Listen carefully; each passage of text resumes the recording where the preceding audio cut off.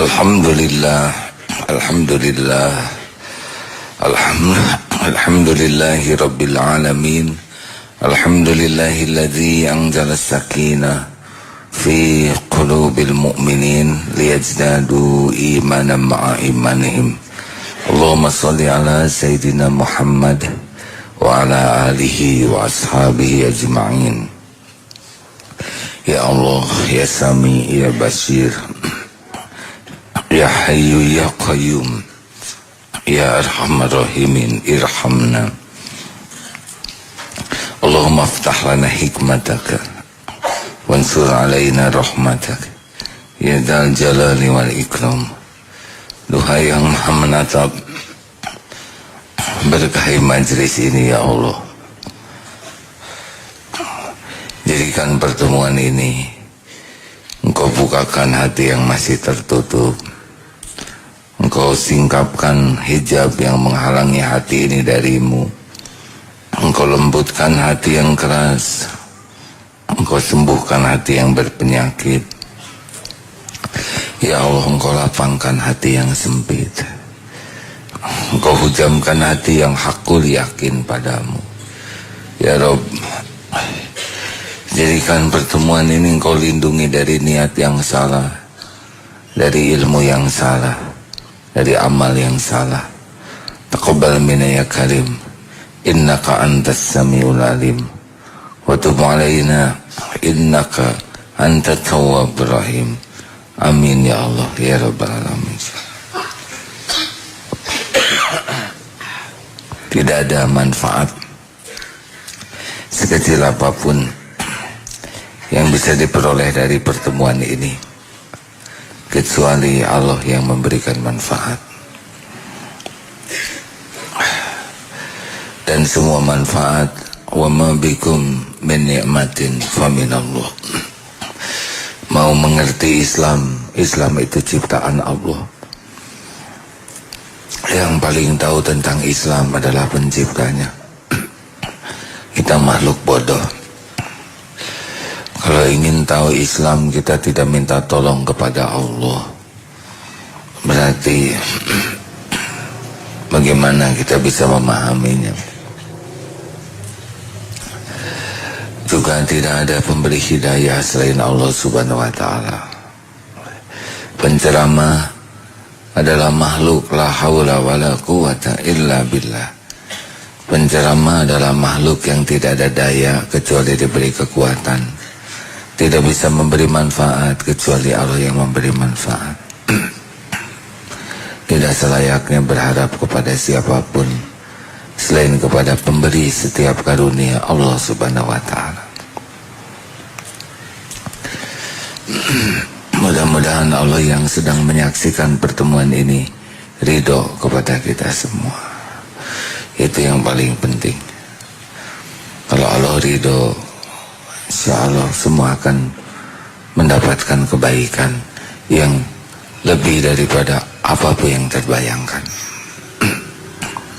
Hadirin, dalam hadis Hasan, Imam Ahmad menceritakan tentang Abu Musa yang beliau suatu saat sedang berceramah.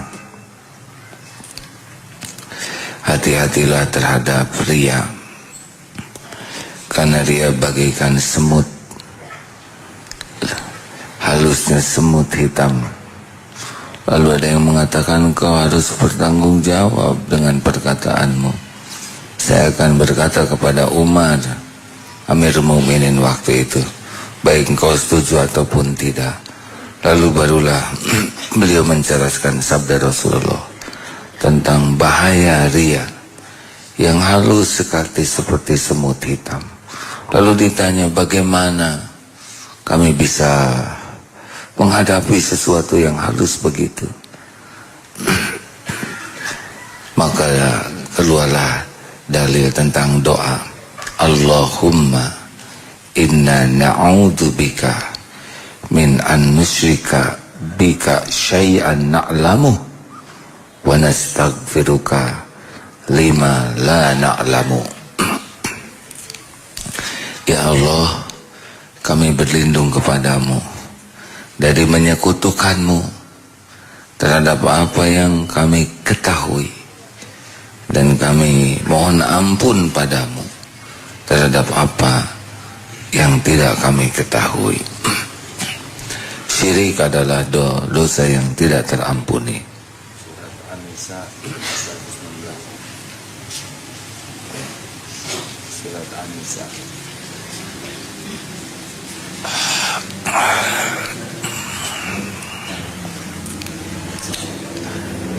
Bahwa syirik itu dosa yang tidak diampuni oleh Allah. Inilah dalilnya diantaranya. Surat An-Nisa ayat, ya, surat An-Nisa 116. Maaf, silakan. A'udzu billahi minasy syaithanir rajim. Bismillahirrahmanirrahim. Inna Allah la yaghfiru an yushraka bihi wa yaghfiru ma duna dhalika liman yasha' wa man yushrik billahi faqad dhalla dhalalan ba'ida. Allah tidak akan mengampuni dosa syirik atau mempersekutukan Allah dengan sesuatu, dan Dia mengampuni dosa selain itu bagi siapa yang Dia kehendaki. Dan barang siapa mempersekutukan sesuatu dengan Allah, maka sungguh dia telah tersesat jauh sekali. Jadi kalau sampai mati kita syirik, itu benar-benar dunia akhirat hancur. Syirik itu ada syirik jali, ada syirik khafi, syirkul asghar, syirik yang nyata, ada syirik kemusyrikan dalam doa. Jadi dia meminta kepada selain Allah, pohon diminta, kepada angin diminta. Pokoknya dia menganggap ada yang bisa menolong, menyelamatkannya selain dari Allah, sehingga dia memohon. Hati-hati yang lewat suatu jalan kemudian eyang mungkin diapunten abdi yang diselamatkan. Jin hanya makhluk Allah. Dia tidak bisa memberi manfaat dan mudarat tanpa izin Allah. Tidak ada satupun makhluk, kecuali semuanya ciptaan Allah, dan semuanya hanya bisa memberi manfaat dengan izin Allah. Maka tidak usah minta ke siapa-siapa selain ke pemiliknya. Hati-hati ketika kita meyakini ini sesuatu, ini pohon, ini angin, ini batu, sehingga kita meminta, berharap dan takut kepadanya, sudah jadi itu. Kemudian syirik niat,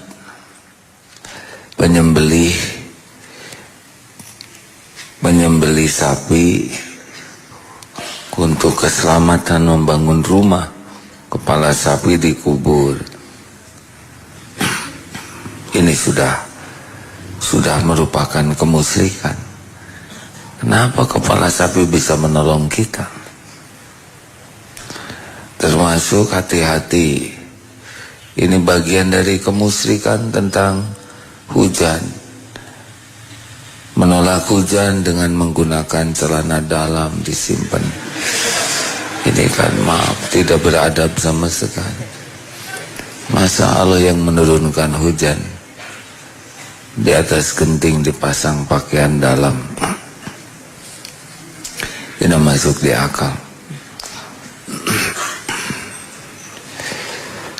Kita tidak boleh menganggap hujan datang karena bintang, karena awan.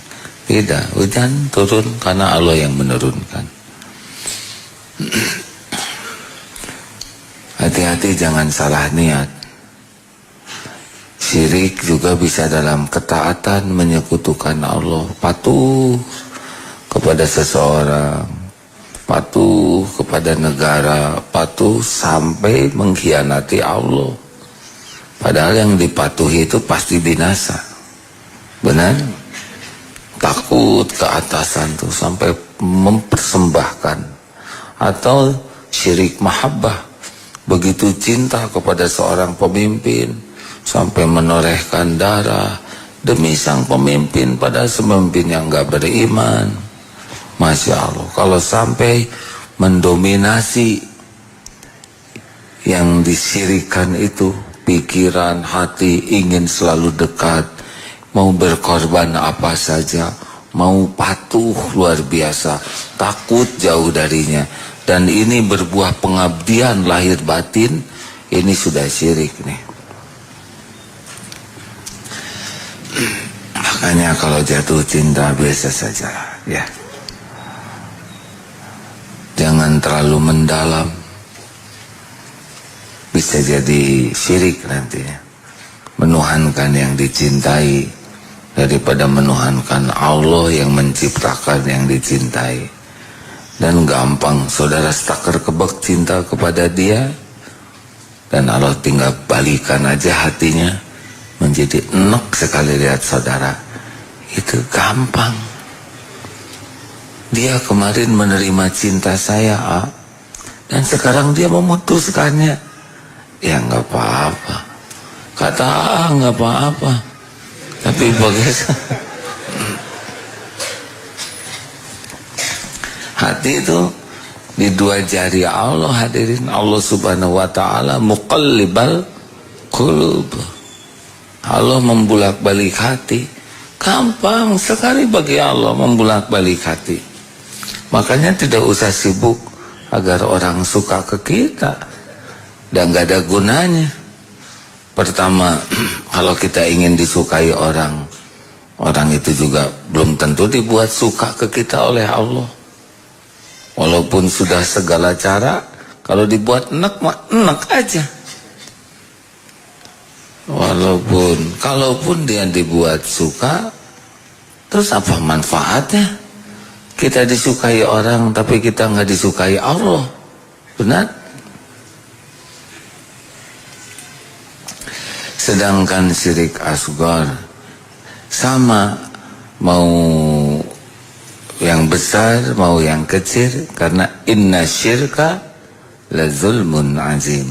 Sesungguhnya syirik itu kezaliman yang sangat besar. Kalau syirik jali bisa menggugurkan keimanan, tapi kalau syirik khafi menggugurkan amal soleh kita. Tapi ujungnya juga bisa jadi celaka, yaitu riya. Makanya riya itu, kalau kita mau hidup bahagia, harus paham betul ilmu riya. Riya, ya, lawannya dari ikhlas. Orang yang riya itu menuhankan penilaian makhluk, sehingga dia melakukan apapun demi penilaian. Ada yang ingin dinilai duniawinya, ingin kelihatan cakep, cantik, seksi, gagah, keren, kaya, hanya ingin pamer dunia. Itu jelek, tapi tidak seburuk riya dalam ibadah. Ingin kelihatan soleh, ingin kelihatan ustadz yang mulia, ingin kelihatan seperti ahli zikir, ahli tawadu, ahli waro. Ada tuh yang sambil diam tuh komat kamit zikir, tapi hatinya mah nggak ingat kepada zikir. Hatinya adalah, nih saya ahli zikir nih. Ada yang tenang duduknya tuh, tapi di hatinya nggak ingat Allah, nggak takut Allah. Jangan ganggu saya.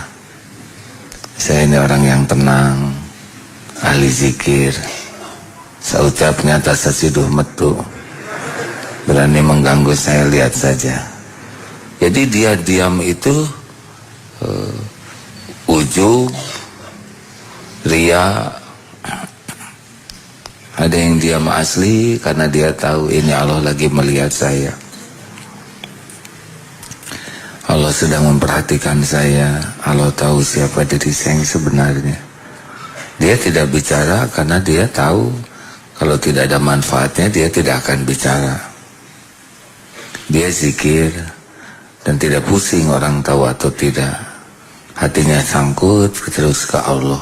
Ada yang tawadu palsu. Dia sederhana tapi ria.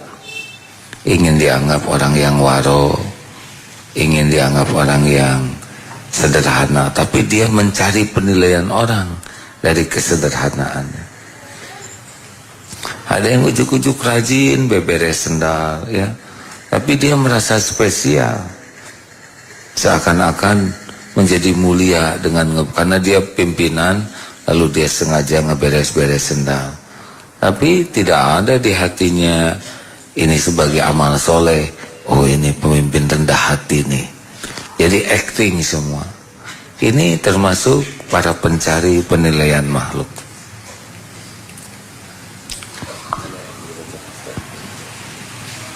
Kita simak beberapa hadisnya. Ada 2 hadis. Dari Abdullah bin Umar radhiyallahu anhuma berkata, Rasulullah sallallahu alaihi wasallam bersabda, maukah aku beritahukan kepada kalian tentang nasihat Nuh kepada anaknya?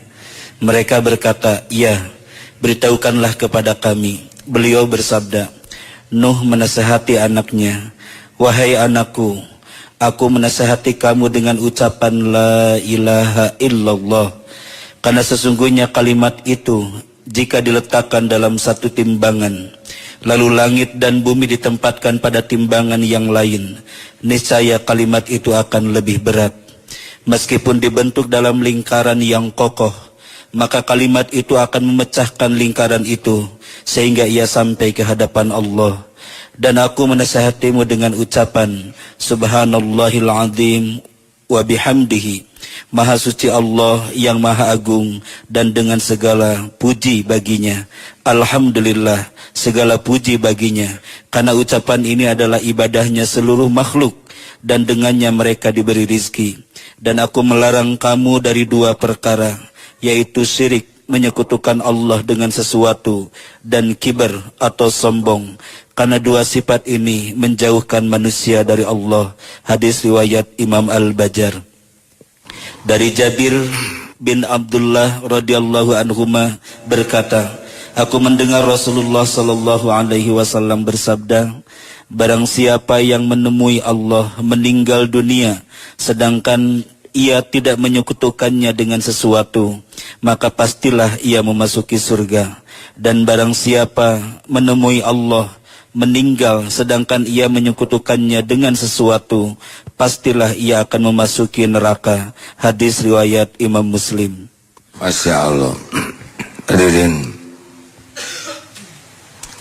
supaya kita bisa bermujahadah, latihan bebas dari syirik, intinya adalah kita harus meyakini bahwa segala sesuatu selain Allah itu tiada daya untuk memberi manfaat. La haula wala quwwata illa billah. Tidak ada daya untuk memberi manfaat tanpa izin Allah. Tidak ada daya untuk menolak mudarat tanpa izin Allah. Jadi semua yang hadir itu tidak bisa memberi manfaat apapun tanpa izin Allah. Jadi melihat makhluk tidak boleh sebagai sumber, tetapi hanya jalan. Ini intinya. Kalau kita sudah melihat selain Allah ada sumber, maka kita cenderung akan merunduk kepadanya.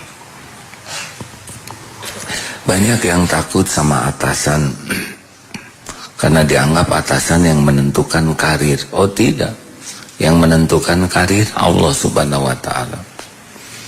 Berapa banyak yang dicegah oleh atasan, tapi dia akhirnya lebih bagus daripada karir atasannya, karena atasannya meninggal duluan.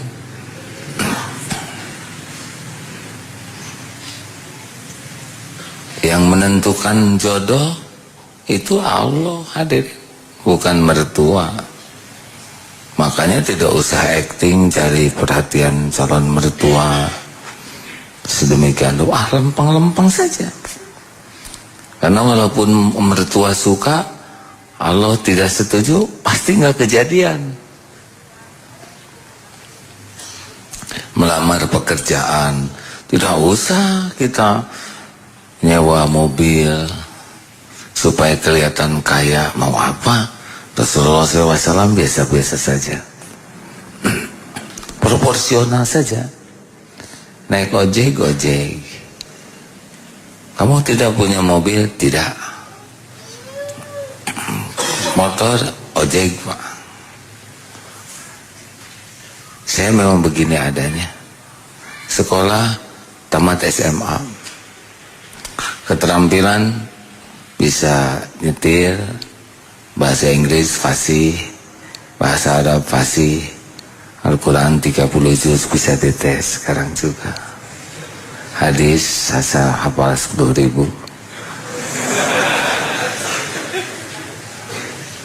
Bagaimana kira-kira, diterima tidak? Apa adanya. Maaf, di sini bukan pesantren deh. Gak apa-apa. Gak diterima di sini, gak apa-apa. Sama sekali tidak apa-apa. Kecewa? Oh tidak. Kenapa tidak kecewa, dek? Saya selalu memohon kepada Allah untuk diberi pekerjaan yang membuat saya dekat dengan Allah, yang bisa membuat ibadah saya terjaga, hafalan Quran terjaga. Jadi kalau saya tidak diterima, memang Allah tidak menghendaki saya di sini. Mungkin ada tempat yang lebih pas bagi saya, dan ada karyawan yang lebih pas bagi Bapak. Enak, benar? Nggak menghibah, nggak memelas, termasuk pinjam uang tidak ada. Tolonglah saya. Ini kesempatan terakhir dalam hidup saya. Enggak, biasa. Kang, saya sedang diuji kesulitan keuangan. Saya memerlukan dana untuk pengobatan ibu saya. Saya pinjam uang 2 juta. Jangan jadi beban. Hati berkata, ya Allah, Engkaulah satu-satunya membuka, menutup pintu rezeki. Sekiranya rezeki saya ada di sini, semoga jadi ladang amal bagi beliau. Sekiranya tidak, semoga beliau pun mendapat balasan mau mendengarkan saya. Maaf ya Kang, saya boro-boro 2 juta. 200.000 juga nggak punya. Alhamdulillah. Gak kecewa? Kak. Semua langkah dicatat Allah, semua obrolan didengar Allah. Tidak ada yang datang kepada saya selain apa yang Allah berikan. Gak apa-apa Kang. Allah sudah tahu apa yang diperlukan dan Allah sudah tahu jawabannya. Saya hanya menyempurnakan ikhtiar. Enak, benar. Halo, jelas hadirin. Kira-kira menghibah enggak? Oh enggak. Termasuk yang melamar, tidak usah menceritakan segala macam. Sebetulnya kakek saya punya kekayaan tanah, tapi itulah kakek saya terjerat hutang. Jadi saya harus nyicil hutangnya. Biasa sajalah hadirin. Bicara baik-baik, proporsional, dan hati, ya Allah, saya yakin Kau yang menentukan jodoh. Sekiranya ini terbaik bagi dunia akhirat, saya mudahkan.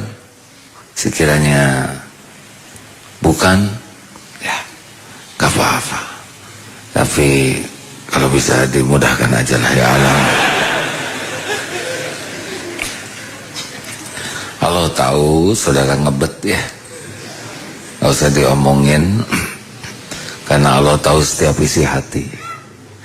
Ampun ya Allah, gara-gara saya naksir seseorang, bukan saya yang ini perwakilan ya. Gara-gara astagfirullah, saya tidak menjaga pandangan jadi begini. Tiap ingat yang calonnya, ingat Allah. Belum tentu ini yang terbaik. Allah yang maha tahu. Ingat dia, timpa dengan zikir. Ingat dia, timpa dengan zikir. Tiba-tiba ketika sana, maaf, sudah ada yang melamar. Ya Allah, nggak usah begitu. Oke,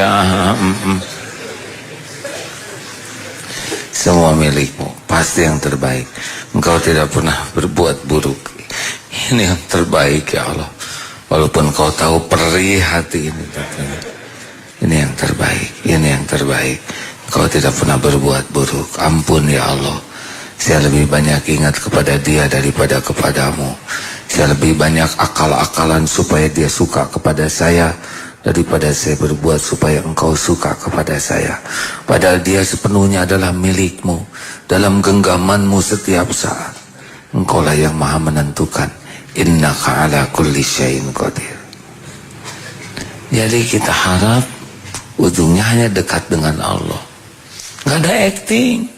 Tidak perlu kita acting supaya orang suka ke kita, didramatisir dengan gaya penampilan yang tidak proporsional. Wajar-wajar saja. Dan Allah mah tahu modal kita, benar?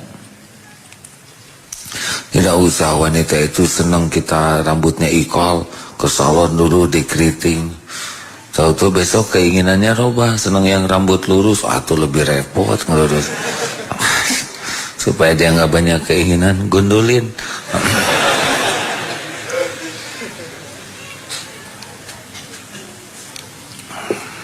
Hadirin, Allah tuh udah tahu sekali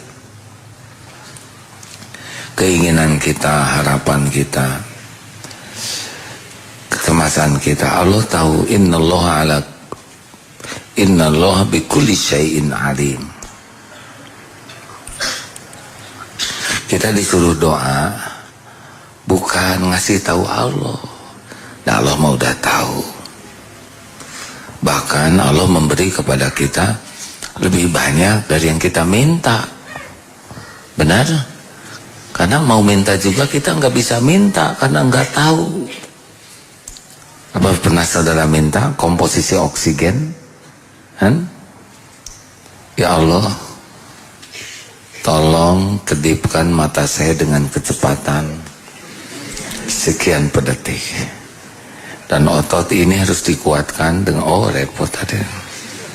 Sedangkan enzim di mulut saya ya Rob, tolong kombinasinya supaya terutama jumlah jangan sampai kelebihan. Karena kurang wibawa, benar? Pakai jas, pakai dasi, terus ngacai, terus serius hadirin. Benarkah hadirin? Kita diurus oleh Allah semua keperluan tubuh kita yang tidak kita ketahui. Jadi yang tidak tahu aja dicukupi, masa yang kita minta enggak diberi? Tapi kita lebih sibuk memikirkan keinginan kita daripada memikirkan apa yang sudah Allah cukupi pada diri kita. Betul kan? Harusnya lihat apa yang Allah beri siang dan malam. Allah ngurus semuanya dengan sempurna. Lah kita doa itu sebagai pengabdian kita kepada Allah. Allah nyuruh doa. Allah suka sama yang berdoa, doa. Tapi ya jangan ngatur Allah lah. Bahkan jangan sampai doa itu, misalkan saudara suka kepada seseorang, saudara tahajud demi orang itu, bangun tiap malam, ya Allah tolong balikan hatinya, balikan hati. Engkau menguasai setiap hati, tinggal dibalikan aja. Itu teman-teman saya itu yang naksir sama dia, buat dia lupa. Ya Allah tolong, ini mau apa tahajud kayak ginian? Ya Allah tolong, tetangga ada yang naksir juga, please ya Allah palingkan hati dia. Ruwet banget ya.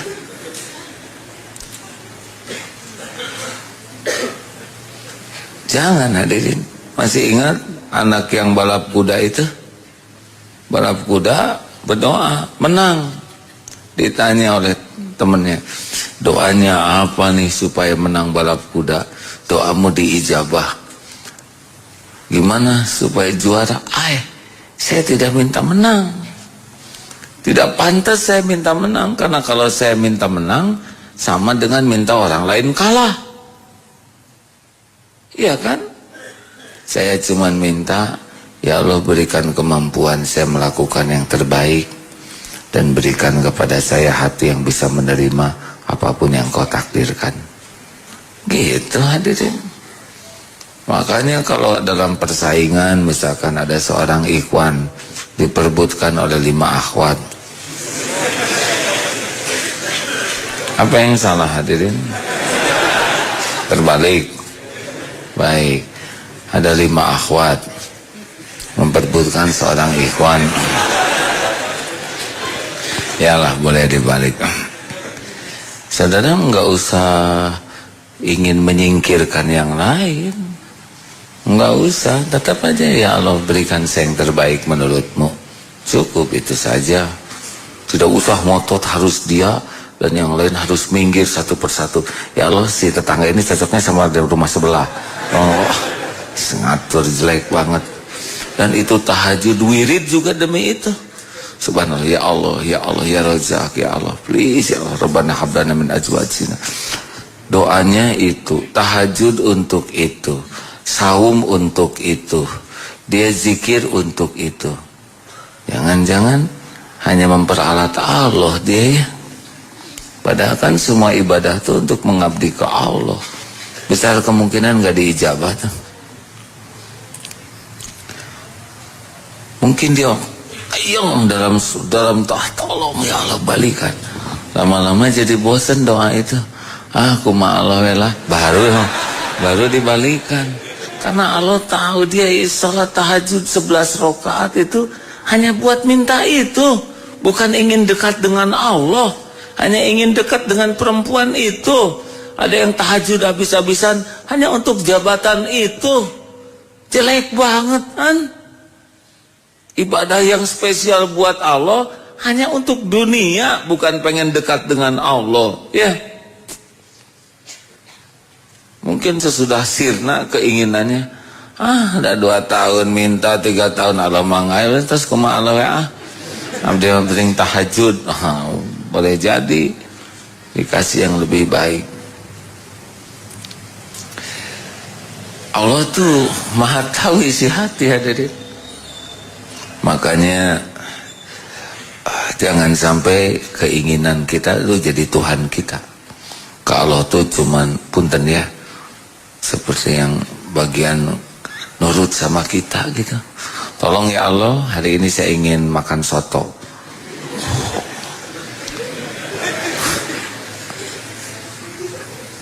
Atulah,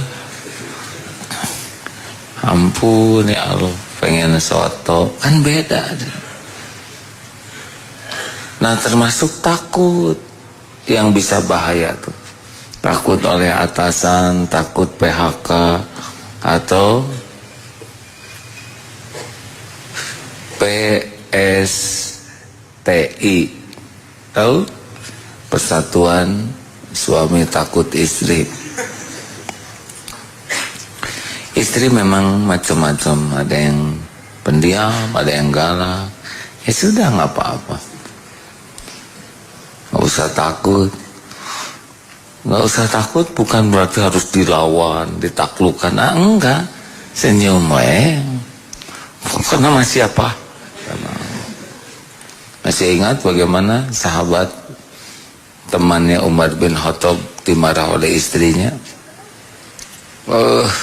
Galak istrinya. Kamu saya laporkan sama Amirul Mukminin. Jadi wanita galak sama suami.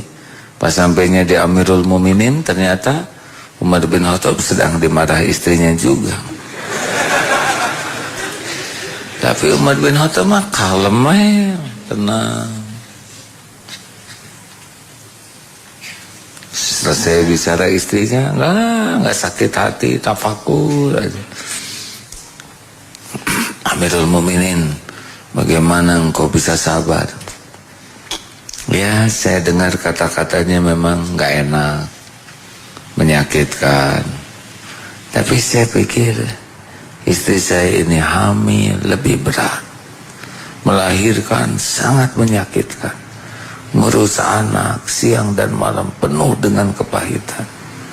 Lalu saya bandingkan dengan perkataannya, tidak ada apa-apa dibanding dengan sakit, gak enak, letih yang dirasakannya. Ya, jadi apa perlunya saya sakit hati? Kurang lebih seperti itu. Zikir saja, ya. Jangan suka takut sama istri, ya. Tenang.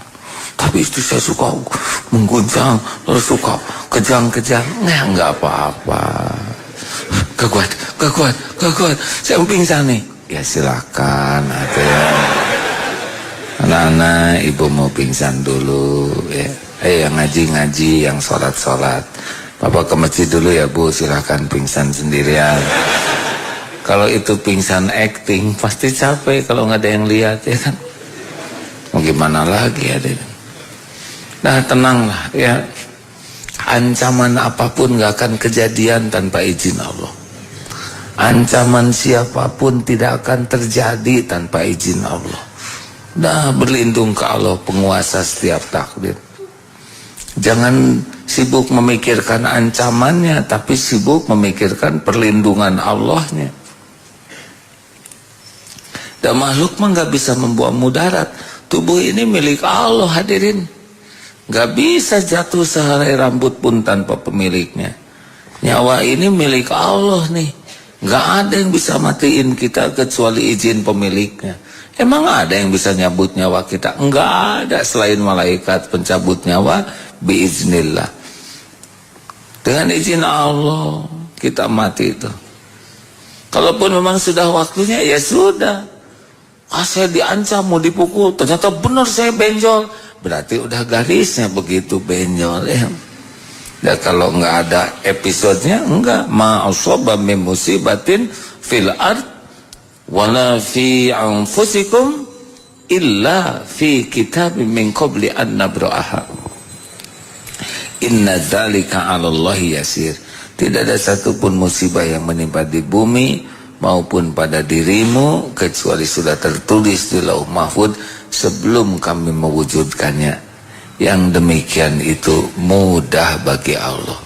Likaila ta'saw ala ma fatakum wala tafrahu bima atakum wallahu la yuhibbu kulla mukhtalin fakhur.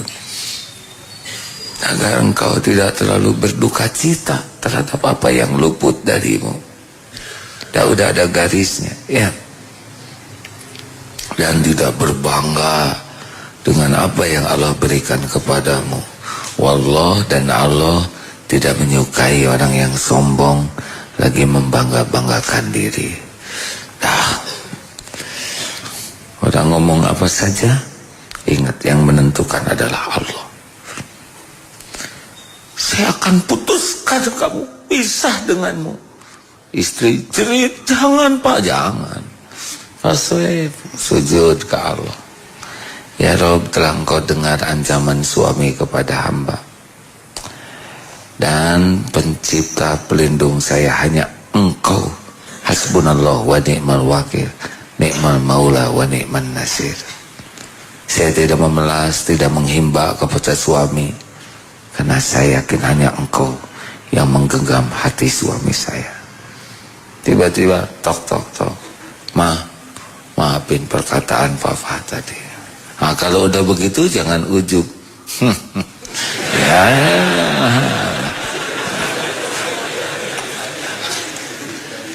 Mantak nonton gitu ting. Ke mama dilaporkan ke Allah gitu tanggal lepes. Ya, ujub. Padahal boleh jadi doa anak yang begitu. Ya, alhamdulillah Pak, terima kasih, sujud syukur, terima kasih ya Allah.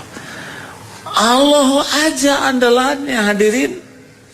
Yang bikin rusaknya niat karena masih melihat ada karunia dan ada bahaya dari selain izin Allah. Jadi hati kita lari terus, mikir terus, padahal Allah maha dekat. wa huwa ma'akum aynama kuntum.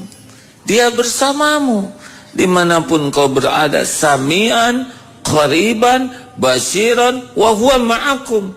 Allah Maha mendengar, Maha dekat, Maha melihat, dan Dia bersamamu. Wa nahnu aqrabu ilaihi min hablil warid. Dan kami lebih dekat kepadanya daripada urat lehernya. Bukan Allah ada di tubuh kita, tapi semuanya digenggam oleh Allah.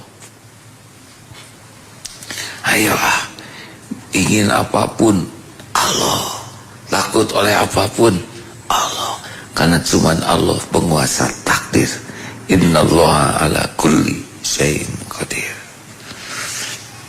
Akan ada hidup ini, hari-hari berganti. Ada kemudahan, ada janji.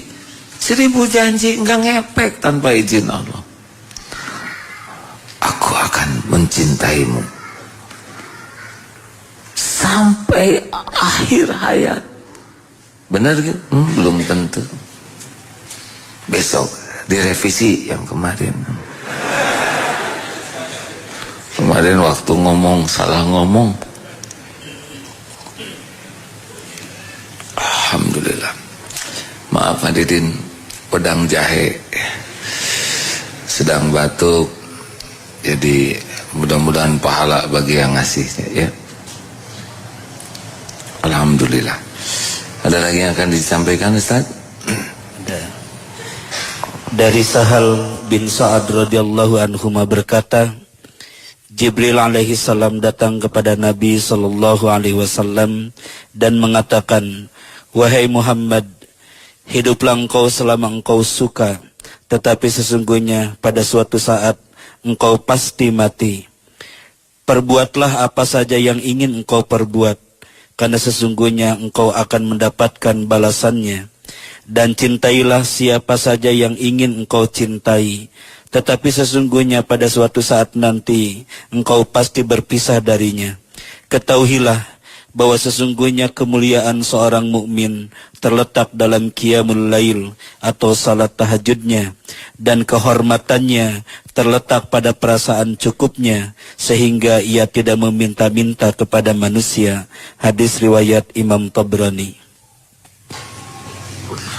Kalaupun suatu saat harus minta karena kepepet, cukup cuman lisan, hati tidak. Orang saya dalam keperluan, saya harus bayar uang sekolah, saya perlu pinjam 500.000. Kalau ada boleh saya pinjam. Kalau nggak ada, nggak apa-apa.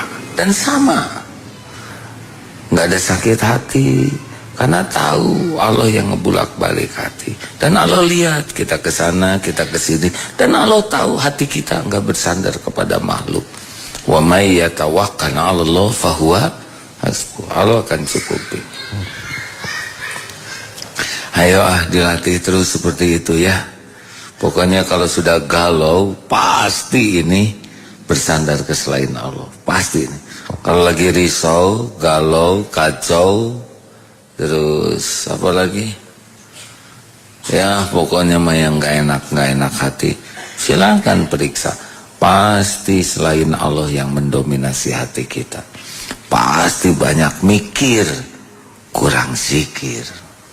Jadi gimana timpa atau bungkus? Mikirin si dia, bungkus, lemparkan ke Allah ya. Lihat suami ngaco, bungkus, serahkan ke Allah. Nanti kalau saya serahkan ke Allah, Allah menyerahkan ke yang lain. Dasar suudon itu yang terjadi. Kalau sesuai prasangka hambanya. Allah itu maha baik hadirin, al-baru. Kalau Allah nggak baik, model kita ini udah dimusnahkan betul. Apaan kita ini ya?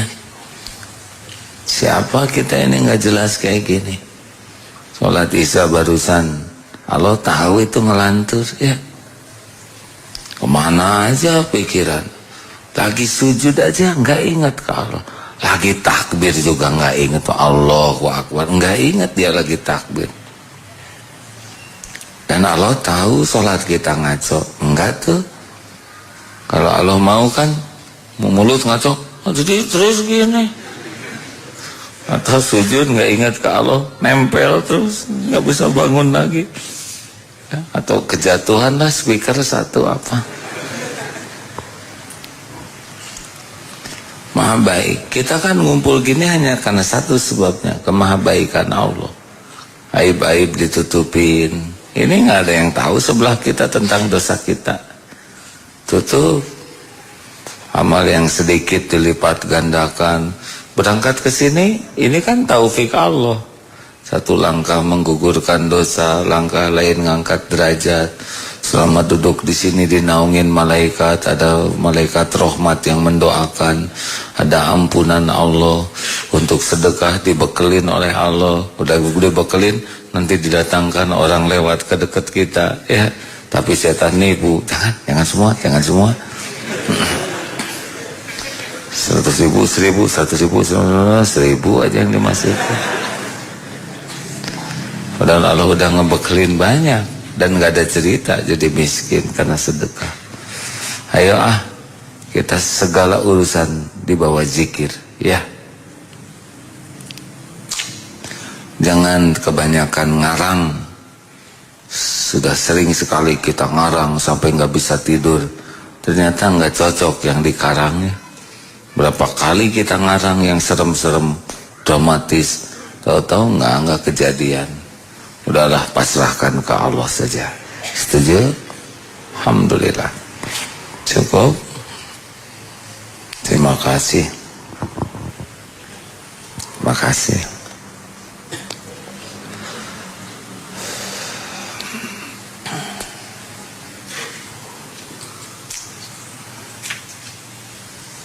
Pak Mirun, apa kabar Pak? Maaf saya di atas, mau ikut di sini? Boleh pegang mikrofonnya Pak? Bukan Pak Mirun, Mas mungkin ya, kalau Bapak lebih tua dari saya. Apa kabar? Alhamdulillah baik. Baik. Boleh dibesarkan mikrofonnya? Boleh bercerita sedikit mengapa mau bersyahadat pada malam ini? Apa yang mengesankan dari Islam sehingga bertekad menjadi seorang muslim? Boleh? Iya. Sebelumnya Assalamualaikum warahmatullahi wabarakatuh.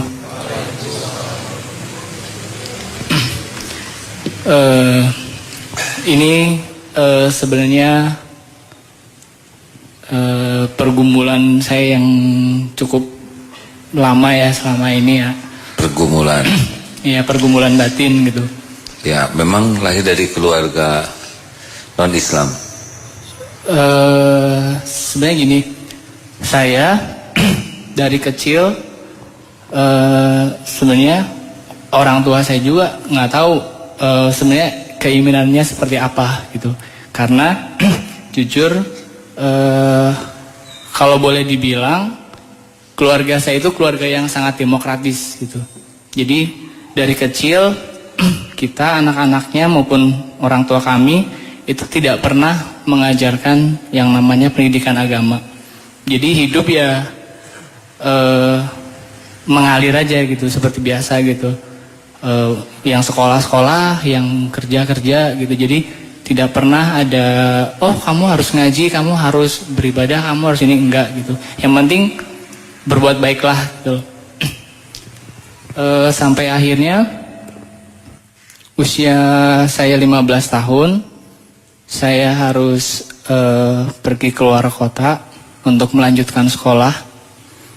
Nah, tepatnya di kota Bandung. Nah, di Bandung itu saya sendiri, tidak ada orang tua atau kakak gitu. Jadi ya mau nggak mau saya harus belajar mandiri gitu. Dari kemandirian itu, dari kesendirian itu, saya akhirnya menemukan satu keinginan gitu bahwa oh kayaknya saya harus sudah saatnya nih belajar agama gitu ya. Dan cuman waktu itu saya masih bingung, kira-kira keyakinan apa ya yang harus saya ikuti gitu. Nah terus sampai akhirnya saya menemukan satu tokoh yang menurut saya, wah kayaknya nih pas banget lah buat saya, bisa membimbing saya gitu. Dan singkat cerita, saya masuk memeluk agama Kristen Protestan gitu. Seperti halnya remaja yang baru pertama kali jatuh cinta gitu ya, saya pun mengalami hal yang demikian dengan Tuhan gitu. Cinta saya sama Tuhan itu sangat menggebu-gebu banget. Jadi saking hausnya itu saya bisa, kalau malam ya tentunya, kalau malam itu saya bisa berlama-lama, bahkan sampai 3 jam 4 jam ngobrol sama Tuhan gitu. Dan Tuhan menurut saya sudah bukan hanya seperti Tuhan pada umumnya gitu. Jadi Tuhan ini udah seperti sahabat, sudah seperti ayah gitu. Dan saking dekatnya saya biasa kalau berdoa panggilnya papa gitu. Dan saya itu jadi pengalaman yang sangat luar biasa buat saya gitu. Jadi semenjak itu saya udah jarang kontak sama kedua orang tua saya. Dan yaudah pokoknya ada kebutuhan apa-apa saya pasti mintanya sama papa. Sama papa Tuhan itu ya. Iya. Jadi sampai hal-hal yang sepele gitu, misalnya saya pengen sepatu nih gitu, saya pengen apa, saya pasti mintanya sama papa gitu. Nah terus singkat cerita ya pengalaman itu masih bisa terus saya rasakan gitu, karena saya mencoba membangun satu hubungan yang baik gitu dengan Tuhan gitu. Lalu bisa sekarang berubah pikiran bagaimana? Berubah pikiran itu sebenarnya kurang lebih 5 tahun terakhir. 5 tahun terakhir, jadi 5 tahun terakhir saya mengalami kepahitan gitu dengan Tuhan. Dan di situ saya puncaknya saya marah gitu. Sama papa? Iya. Saya marah dan saya berkomitmen gitu. Pokoknya papa pokoknya mulai saat ini saya nggak mau lagi beribadah, saya nggak mau lagi ngobrol, saya nggak mau ini gitu. Pokoknya saya mau jadi anak yang nakal gitu. Udah akhirnya meskipun hati saya sebenarnya berontak gitu loh, nggak bisa gitu, nggak bisa meninggalkan itu, tapi saya coba untuk mengeraskan hati gitu, mengeraskan hati. Dan terus menemukan ini gimana? Sebelum menemukan Islam, saya sebenarnya dalam pergumulan itu saya masih berpikir gitu ya, oh ya, kalau nggak ada Tuhan lagi, nanti saya ngobrolnya sama siapa gitu. Nah akhirnya logika saya bermain gitu. Oh, saya harus mencari pengganti nih gitu kan. Nah cuman waktu itu saya nggak berpikir bahwa Islam yang akan jadi cari papa baru gitu. maaf ya deh. Sebab semuanya serius nih. Gitu. Jadi mencari siapa yang bisa diajak ngobrol, berlindung, bisa diminta gitu. Iya betul. Nah akhirnya karena lingkungan saya juga kebanyakan dari kalangan Muslim dan Buddha gitu. Ya udah akhirnya kayaknya yang hampir mirip-mirip itu Buddha deh gitu. Ya udah akhirnya saya coba cari informasi mengenai agama Buddha. Terus dari situ saya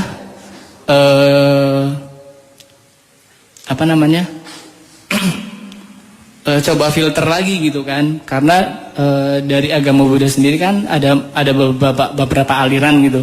Dan banyak di sana apa-apanya kan. Enggak, jadi gini, dari itu ada 3 aliran besar gitu. Jadi ada Buddha Mahayana, Buddha Theravada, sama Avalokitesvara. Nah dari situ, kayaknya yang paling pas buat saya tuh yang Theravada gitu, karena ketika saya pergi beribadah ke wihara, di situ nggak ada patung-patung gitu. Jadi hanya ada satu patung Buddha aja. Beda sama kalau Buddha-Buddha yang lain kayak Buddha Mahayana itu kan ada patungnya Dewi Kuan Im, Dewi Langit, Dewi apa kayak gitu. Jadi sekali saya masuk saya takut gitu. Jadi saya nggak mau. Oh, ini seru. Cuman ujungnya gimana nih?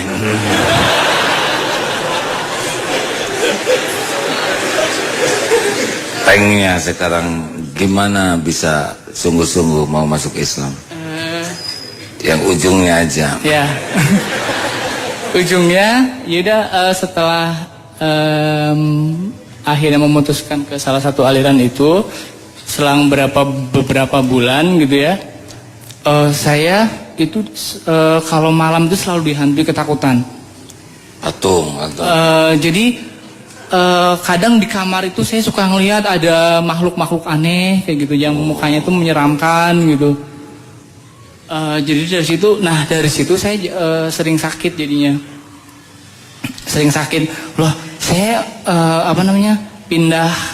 pindah satu keyakinan ke keyakinan yang baru, tujuannya supaya saya damai, kok malah saya jadi sering sakit gitu. Yaudah akhirnya dari situ saya udah deh mendingan saya tinggalin deh dua-duanya gitu. Kembali lagi, maksudnya yaudah jalani aja gitu, tanpa Tuhan gitu, tanpa Tuhan gitu, hingga akhirnya ujungnya.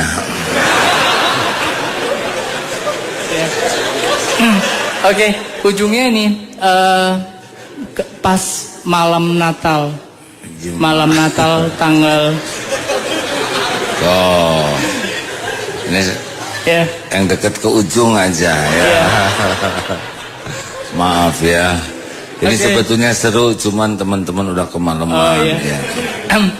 Intinya gini, pas malam Natal saya dapat satu wahyu mungkin ya bisa dibilang gitu. Jadi waktu itu saya nggak bisa tidur. Antara jam 3 pagi itu saya seperti kayak mendapat ayat gitu, dapat ayat dan kepala saya sakit banget gitu sampai nggak bisa tidur. Dan waktu itu ayatnya itu adalah Qul ya ayyuhal kafirun. Nah sampai pagi jam 5 saya nggak bisa tidur. Terus pagi-pagi saya tanyakan, kenapa ini kok melintas terus dalam pikiran saya, seolah-olah saya sedang menghafal gitu, sedang menghafal ayat ini gitu, Qul ya ayyuhal kafirun gitu, la a'budu ma ta'budun gitu kan. Terus seperti ada yang aneh gitu, ini kok kayak kata-kata Al-Quran gitu kan. Akhirnya jam 6 pagi saya tanyain sama teman saya, ini apaan sih ada kata-kata seperti ini gitu. Saya yakinkan sama 2 orang teman saya. Terus dibilang, iya itu mah ayat Al-Quran katanya kan, Al-Kafirun, surat Al-Kafirun gitu kan. Yaudah dari situ nggak tahu kenapa saya langsung hafal gitu loh. Padahal saya nggak pernah belajar, keinginan untuk belajar agama Islam pun nggak gitu. Dari situ yaudah saya bertanya, apakah ini hidayah buat saya? Apakah ini memang keyakinan yang memang harus saya yakini gitu? Yaudah dari semenjak itu saya coba belajar belajar tentang Islam. Dan malam ini ada di sini gitu. Alhamdulillah. Iya. Baik rekan-rekan, saya kira ini penting untuk dipahami ya. Betapa perjalanan mencari Allah itu, kan Allah tahu ini kemana larinya, menyebut siapa. Allah perlihatkan yang lain juga, cari lagi sampai Allah membimbing dengan caranya. Ya, banyak cara, diantaranya ada yang mimpi bertemu Rasulullah, ada yang mendengar azan, ada yang senang lihat orang sholat, dan beliau dapat surat seakan menghafal surat Qul ya ayyuhal kafirun. Alhamdulillah, terima kasih atas ceritanya ya. Semoga ini menjadi puncak dari pencarian. Tidak akan salah. Hakul yakin.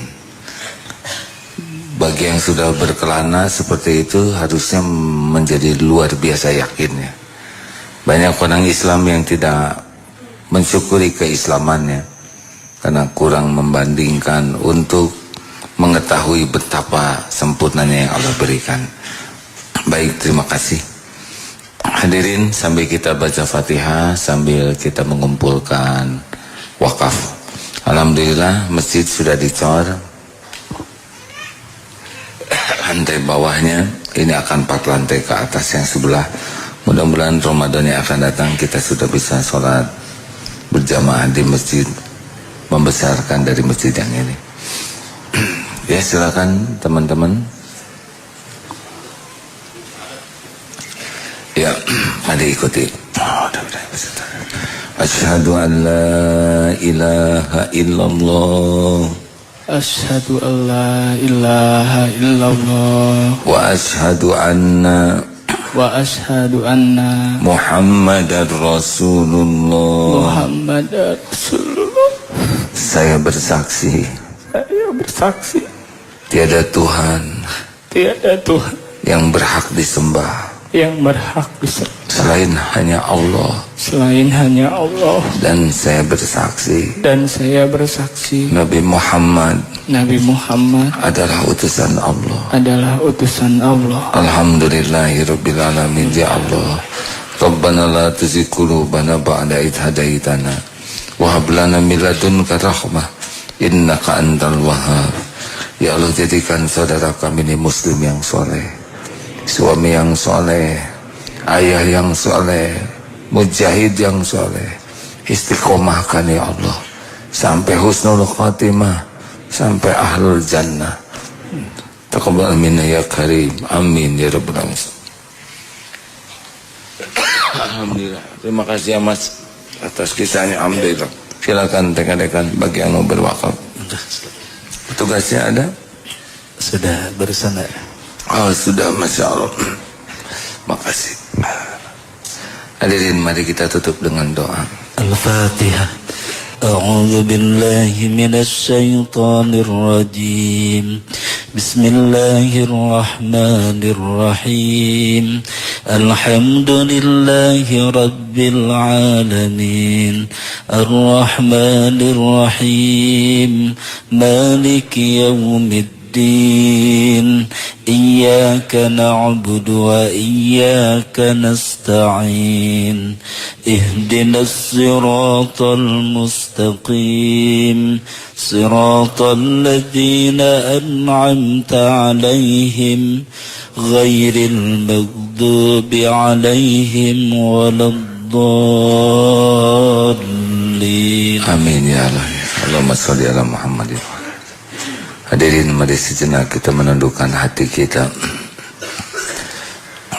Hari berganti hari, semakin dekat dengan saat akhir hidup kita. Kita benar-benar tidak tahu berapa lama lagi umur yang tersisa. Mungkin ada di antara kita yang masih berpuluh tahun. Mungkin hanya tinggal beberapa tahun lagi. Mungkin hanya tinggal beberapa bulan. Atau mungkin ini malam Jumat terakhir dalam hidup kita. Semakin hari semakin dekat dengan perpisahan. Hari semakin sedikit tapi dosa semakin banyak. Waktu pulang semakin dekat tapi bekal kita masih jauh. Hadirin, bila saat kematian kita tiba, bila saat hidup ini berakhir, fa idza jaa ajaluhum La yastakhiruna sa'atu wa la yastaqdimun. Tidak bisa diakhirkan, tidak bisa dimajukan walau sesaat. Mudah-mudahan ketika ajal datang, kita benar-benar sudah siap. Dosa-dosa kita sudah diampuni oleh Allah. Aib sudah dihapus. Mudah-mudahan ketika ajal datang, kita sudah berusaha membahagiakan orang tua kita. Kita sudah berusaha sekuat tenaga membekali keluarga kita. Mudah-mudahan ketika nyawa kita dicabut, tubuh ini sudah bersih, sebersih-bersih dari harta haram, dari makanan haram, daging haram. Mudah-mudahan ketika nyawa kita diambil, Allah mengizinkan tubuh ini terbasuh air wudhu. Lisan bisa menyebut nama Allah. Mudah-mudahan itulah akhir hayat husnul khotimah. Hati-hatilah jangan sampai suul khotimah. Berapa banyak orang yang mati di tempat zina, mati dengan harta haram di sekujur tubuhnya, di setiap sudut rumahnya. Berapa banyak orang yang mati ketika durhaka kepada ibu bapak, ketika musyrik, ketika munafik. Nauzubillah. Hadirin, kenanglah ketika tubuh kita suatu saat sudah terbaring menjadi mayat. Kita jarang membayangkan tubuh ini kaku.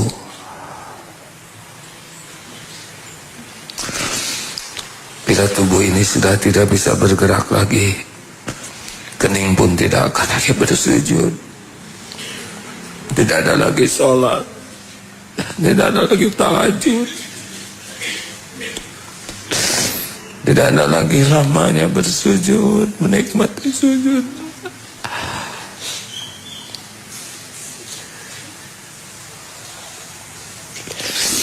Bila sudah mati, tidak ada lagi sholat,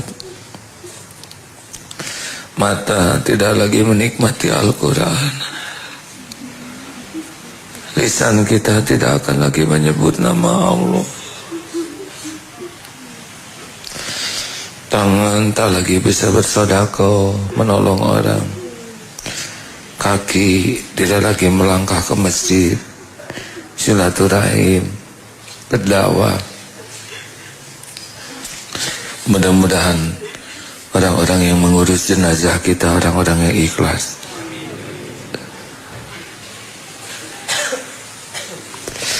Mudah-mudahan kafan yang dibungkuskan di tubuh kita kafan yang berkah, halal.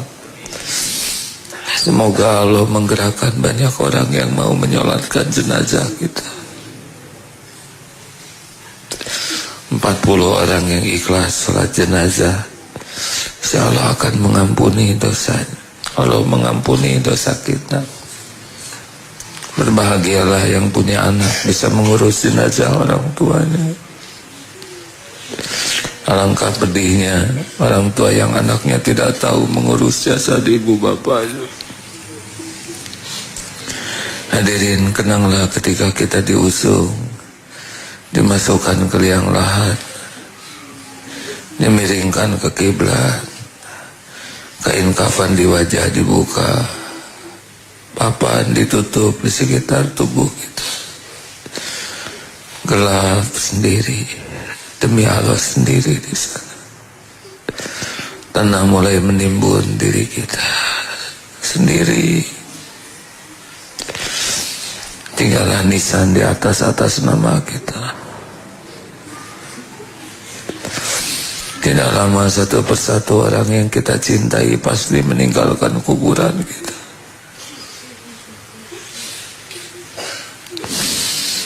Mereka pulang ke rumahnya masing-masing. Tinggallah kita sendiri di liang lahat. Hidup sudah berakhir, tapi perhitungan baru dimulai. Kesempatan beramal sudah berakhir, tapi balasan sudah dimulai. Alangkah bahagianya yang hidupnya berbekal pulang siang dan malam. Kubur menjadi tempat yang lapang, menuai balasan berkah. Alangkah getirnya bagi ahli maksiat yang siang malam berbuat dosa. Tidak ada satupun maksiat kecuali pasti mengejar dirinya. Allahumma sholli ala sayyidina Muhammadin wa ala alihi wa ashabihi ajma'in. Ya Allah, wahai yang maha tahu sisa umur ini, berikan kepada kami kesempatan. Allahumma inna nas'aluka taubatan nasuha. Allahumma inna nas'aluka taubatan nasuha wa taubatan qoblal maut ya Allah. Taubatan qoblal maut ya Allah. Ya Allah, taubatan qoblal maut wa rahmatan indal maut wa maghfiratan ba'dal maut ya Allah ya Karim. Allahumma hawwin alaina fi sakaratil maut. Allahumma inna nas'aluka husnal khatimah wa na'udzubika min su'il khatimah wa na'udzubika min azab qabri wa na'udzubika min fitnatin nar ya Karim. Allahumma ighfir lana wa liwalidina warhamhum kama rabbawna shighara. Allahumma ighfir lil mu'minina wal mu'minat wal muslimina wal muslimat al ahya'i minkum wal amwat. Doa yang maha menatap, jadikan saat ini benar-benar saat Engkau kabulkan doa kami. Sebusuk, sehina, sekotor apapun kami adalah hamba-Mu ya Allah. Kepada siapa lagi kami mengabdu, memohon selain kepadamu? Kabulkan doa-doa kami ya Allah, amin ya Rabbal. Taqabbal minna ya Karim, innaka antas samiul alim, wa tub alaina innaka antat tawwabur rahim. Hadirin silakan doa masing-masing. Doakan orang tua hadirin, terutama bagi yang sering durhaka, yang menyia-nyiakan ibu bapak, yang air susu dibalas air tuba, yang tidak pernah punya waktu kepada ibu bapak, yang kikir, yang hitung-hitungan kepada orang tua.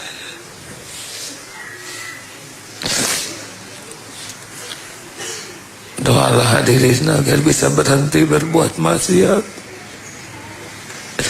agar tidak berulang-ulang berbuat hina.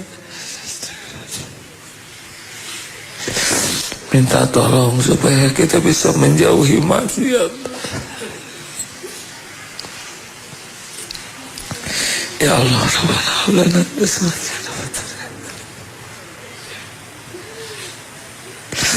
Allahumma inna na'udzubika min an nusyrika bika syai'an na'lamu wa nastaghfiruka lima la na'lamu. Rabbana atina min ladunka rahmah wa hayyi lana min amrina rasyada. Ya Allah, ampuni guru-guru kami ya Karim, hamba-hamba-Mu yang menjadi jalan petunjuk-Mu kepada kami. Ampuni hamba-hamba yang berbuat baik kepada kami ya Allah, yang terang-terangan, yang sembunyi-sembunyi. Ya Allah, ampuni hamba-hamba-Mu yang pernah kami sakiti, juga yang menyakiti kami ya Allah. Ampuni sanak saudara dan tetangga kami ya Karim. Ya Allah, berikan kepada kami nikmat iman, nikmat ibadah, nikmat bersyukur, nikmatnya bersabar, nikmatnya ikhtiar, nikmatnya munajat, lezatnya sedekah. Ya Allah, berikan kepada kami istiqomah. Allahumma a'inna ala zikrika wa syukrika wa husni ibadati Allahumma rizukna istiqamah ya Allah. Allahumma rizukna istiqamah. Allahumma a'izal Islam wal muslimin. Allahumma ansur mujahidin fi kulli makan. Ya Allah, berikan kesembuhan bagi yang sedang sakit ya kan. Kelapangan yang dihimpit kesulitan ya Rabb. Ya Allah, berikan jodoh yang merindukannya, pernikahan yang barokah ya Allah, rumah tangga sakinah, keturunan soleh solehah, hafiz hafizah. Ya Allah, berikan kesembuhan lahir wal batin, rezeki yang halal barokah. Undang ke Baitullah ya Allah, undang ke Baitullah jamaah ini, undang ke Baitullah ya Allah. Allahumma ja'alna hajjan mabrura wa sa'yan mashkur wa danban maghfur wa tijaratan lan tabur. Rabbana atina fid dunya hasanah wa fil akhirati hasanah wa qina azabannar. Subhana rabbika rabbil izzati amma yasifun wa salamun alal mursalin walhamdulillah. Alhamdulillah hadirin. Minta maaf hadir. Malam ini saya terlalu larut. Silakan hadirin segera pulang. Kalau kemalaman, mohon maaf. Assalamualaikum warahmatullahi wabarakatuh.